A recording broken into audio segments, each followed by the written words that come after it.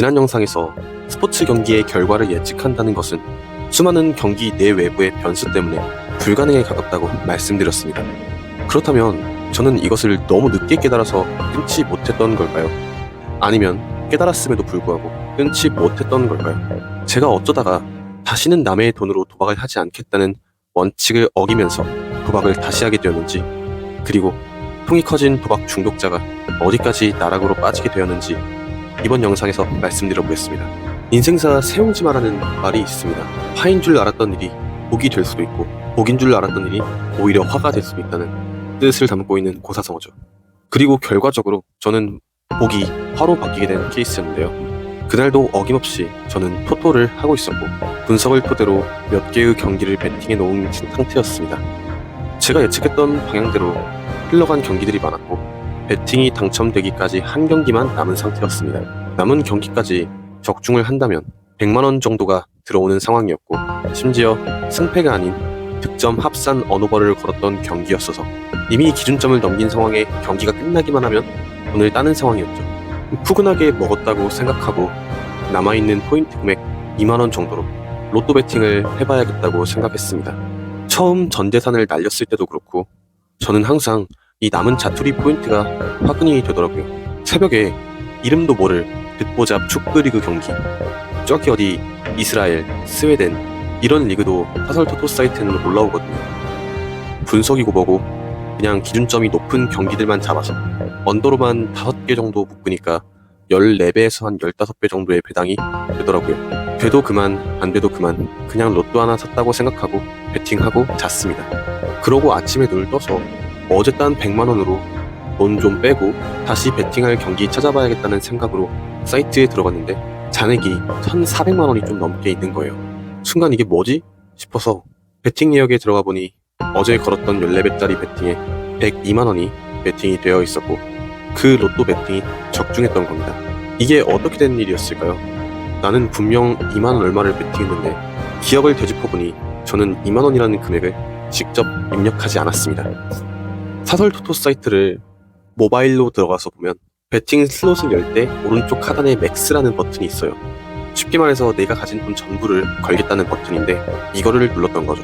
그때 당시에는 경기가 끝나지 않은 상태였어서 당첨금이 들어오지 않았기 때문에 저는 2만원, 정확히는 2만 몇천원 정도의 남은 금액을 전부 베팅할 생각으로 눌렀던 건데, 사이트에서는 이미 기준점을 넘은 경기라 당첨 처리하고 미리 당첨금을 지급해 놓은 상태였던 거예요. 베팅할 때는 사실 핸드폰으로 하는 거라 숫자가 잘 보이지도 않고 다른 변수도 없었던 상황이어서 그냥 맥스 버튼 누르고 베팅 금액과 예상 당첨액을 확인하지 않고 눌렀었던 걸로 기억해요. 근데 이렇게 걸었던 베팅이 당시에 사이트에 있던 제 전액 102만원이 들어간 거고, 결국 그 로또 베팅이 맞아서 1,400만원까지 불어나 있었던 겁니다. 놀라움은 정말 잠깐이었고 굉장히 날아갈 것 같이 기분이 좋았어요. 이 돈으로 뭐하지? 생각하면서 일단 옷 좀 사고 먹고 싶은 거 잔뜩 사먹고 이것저것 돈을 물 쓰듯 쓰고 그러고 있는데 머릿속으로 이런 생각이 스쳐 지나가더라고요. 이 커진 시드머니로 더 크게 베팅을 하면 어떨까 하고요. 안전하게 2개 정도 확실한 경기만 묶어서 베팅을 하면 2배에서 3배 정도의 배당이 나오는데 200만원씩만 베팅해도 한 번 먹을 때 최소 200만원씩은 순수익을 낼 수가 있네? 라는 생각을 했습니다. 여기서부터 제어 장치가 풀려버리기 시작한 거죠. 어차피 꽁돈인데 이러면 그냥 다시 원래 하던 대로 하지 뭐, 이렇게요. 그렇게 액수가 확 뛰어버린 미친 베팅이 시작되어 버렸습니다. 제가 당시에 나이가 20대 중반이었는데 한 번 베팅에 200만원에서 400만원 정도씩 베팅을 했었으니까요. 이건 뭐 직장인도 아니고 그렇다고 불법 일을 하는 것도 아닌 평범한 대학생이 이렇게 베팅을 했으니 제정신이 아니었죠. 그런데 놀랍게도 늘 그랬듯 초반에는 굉장히 잘 됐습니다. 시드가 크니 배당에 큰 욕심을 내지 않았고, 확실해 보이는 경기들로만 2개 내지 3개 정도 묶어서 2배당, 3배당 정도로만 먹으려고 하니까 생각보다 너무 잘 맞았어요. 2배당만 해도 200만원이면 400만원이 들어오는 거니까 통장에 돈이 찍힌 금액이 그 전과는 차원이 달랐습니다. 그리고 사다리 탈 때랑은 또 다르게 이건 뭔가 내 실력으로 돈을 버는 느낌이었어요. 운이 아니라 정말 뭔가 내가 예상한 그대로 경기가 흘러가고 그걸 맞춰서 돈을 벌고 이러고 있으니까 그때는 진짜 직장을 안 잡아도 되겠다 이런 생각까지 들었었습니다. 가끔씩 잃기도 했지만 따는 날이 압도적으로 많아서 통장 잔고는 어느 순간 4천만 원이 넘는 순간까지 오더라고요. 이게 불과 로또 베팅으로 1,400만 원이 생긴 지 2주가 채 되지 않은 시기였어요. 너무 좋았죠. 정말 세상이 아름다웠던 것 같아요. 매일매일이 너무 재밌고 거기다 돈까지 많으니까 아무것도 부러울 게 없었죠. 여러분은 돈이 이 정도로 갑자기 생기면 뭐가 하고 싶나요? 평생 안 사봤던 명품도 좀 사고 싶고 차를 한번 바꿔볼까 생각도 하고 해외여행이나 한번 가볼까? 이런 생각들 하지 않을까요? 그런데 저는 옷 몇 벌 정도 사고 맛있는 거 좀 먹는 것 외에는 전부 베팅에만 돈을 썼습니다. 돈이 그렇게 많은데 뭐라도 좀 사놓지 미련하게 도박만 하냐 이렇게 생각할 수 있는데요. 이거는 도박을 안 하시는 분들은 이해하시기 좀 어려울 수도 있는데 소비할 때 얻는 그런 쾌락보다 도박할 때, 즉 베팅할 때 얻는 쾌락의 정도가 훨씬 커요. 내가 뭐 맛있는 거 사 먹고 좋은 옷 사고 이런 걸 할 때 얻는 쾌감은 정말 잠깐이기도 하고 사실 그렇게 엄청 좋지도 않거든요. 근데 도박을 할 때 딱 경기를 분석하고 베팅을 하고 보잖아요. 그럼 그 경기를 보면서 나오는 도파민이 거짓말 안 치고 한 10배는 높은 것 같습니다. 그래서 어느 순간에는 내가 돈을 버는 이유가 베팅을 하면서 높은 쾌락을 얻기 위해서가 돼버려요. 돈이 목적이 아니라 도박을 하는 수단으로 전락을 해버리는 거예요. 원래는 돈을 벌기 위해서 도박을 했기 때문에 도박이 수단이고 돈이 목적이었는데 이제는 도박을 할 때 나오는 그 쾌감을 느끼기 위해 돈은 수단이 되어버리고 도박이 목적이 되는 분말 전도의 상황까지 가버리게 됩니다. 그럼 무슨 문제가 생기기 시작하냐? 통이 점점 커지게 돼요. 이제는 30만원, 50만원 이런 베팅으로는 아무런 감흥을 느끼지 못하게 됩니다. 최소 100만원, 200만원, 많게는 500만원까지 베팅을 해야 만족을 해요. 그 정도로 베팅하지 않으면 정말 아무런 자극이 없게 되거든요. 기대하는 당첨 금액이 최소 400에서 600 이렇게까지 올라갑니다. 결국 더 높은 베팅금을 설정한 이유가 더 많은 돈을 원해서라기보다는 그냥 더 큰 돈을 걸지 않으면 이제 자극이 오지 않기 때문에 그 높은 쾌락을 얻기 위해서 그렇게 걸게 되는 거예요. 그렇게 계속 베팅 금액만 커지다 보면 어떻게 될까요? 이미 수없이 봤겠지만 결국엔 다 잃게 됩니다. 스포츠 분석이 의미 없는 짓이라고는 앞선 영상에서 말씀드렸습니다. 그러면 결국 베팅 횟수가 많아질수록 결과는 확률에 수렴하게 되는데 앞에서 50만원, 100만원씩 걸다가 조금 땄다고 200만원, 400만원씩 걸면 어떻게 되겠어요? 한순간에 다 날아가는 거죠.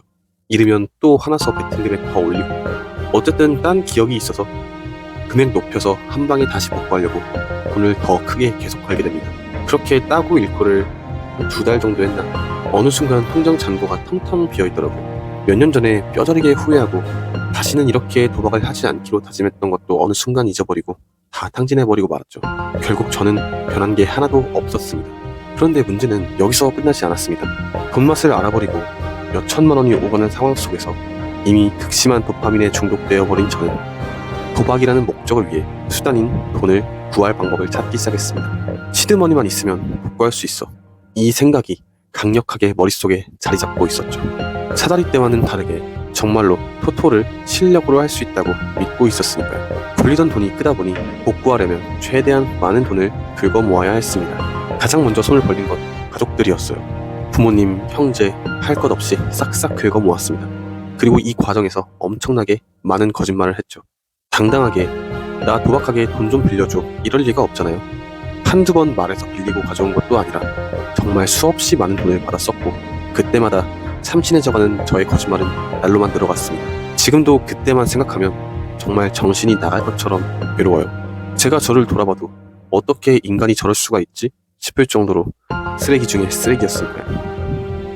없는 형편에 그래도 아들 일이라고 부모님은 있는 돈 없는 돈 싹싹 긁어 모아서 저에게 돈을 주셨고 가정이 있는 저의 형제들도 몇 번이나 속아가면서 저에게 많은 돈을 쏟아 부었습니다.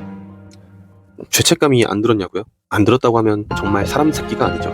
하지만 그런 죄책감도 모조리 합리화 가능했습니다. 왜냐면 저는 돈을 따는 게 가능하다고 생각했기 때문입니다. 몇 번이면 또 가능해. 그동안 잘해왔잖아. 이렇게 말이죠. 지금까지 했던 내 잘못들을 만회할 방법은 돈을 따서 받은 돈을 다 돌려주는 수밖에 없어. 결국 거짓말이란 잘못도 현재 이 돈 문제만 해결하면 전부 무마할 수 있다고 생각했습니다. 그리고 그 판단이 너무나도 어리석었다는 것을 깨닫는 데까지 걸린 시간은 온 집안의 기둥을 뿌리 뽑기까지 충분한 시간이었습니다. 가족들은 점점 흘러나가는 돈 때문에 예민해졌고 저를 끝끝내 믿어줬던 부모님과 형제들의 갈등은 더 심화되면서 서로 얼굴을 안 보는 지경까지 이르렀죠. 가끔 이런 생각도 한 번씩 해봤어요. 내가 차라리 좀 나쁘게 살았더라면, 믿어줄 만한 구석이 없는 자식, 형제였다면 우리 가족이 나한테 조금이라도 덜 당하지 않았을까? 하고 말이죠. 왜 하필 지금까지 바르게 살아온 척을 해서 마지막에 가족들 등에 칼을 꽂을 수 있었나 하고 말이죠. 이번에는 진짜 아니라면 낯짝이 두껍게 거짓말을 하며 돈을 달라고 하던 저의 모습과 그 모습을 끝끝내 의심하면서도 가족이라는 이유 하나로 믿고 돈을 건네주던 가족들, 그리고 최후에는 그 모든 게 거짓말이고 그 돈이 전부 도박에 쓰였다는 사실을 알았을 때 지었던 실망스러운 표정들은 아마 죽기 전까지는 잊지 못할 것 같습니다. 제가 어떤 거짓말들을 했고 어떤 방식으로 가족들한테 돈을 가져왔는지는 다음에 영상으로 따로 한번 다뤄보도록 하겠습니다. 영상이 길어져서 다음 영상에서 이어서 사채와 다양한 루트를 통해 제가 돈을 구한 이야기에 대해서 마저 다뤄보도록 하겠습니다.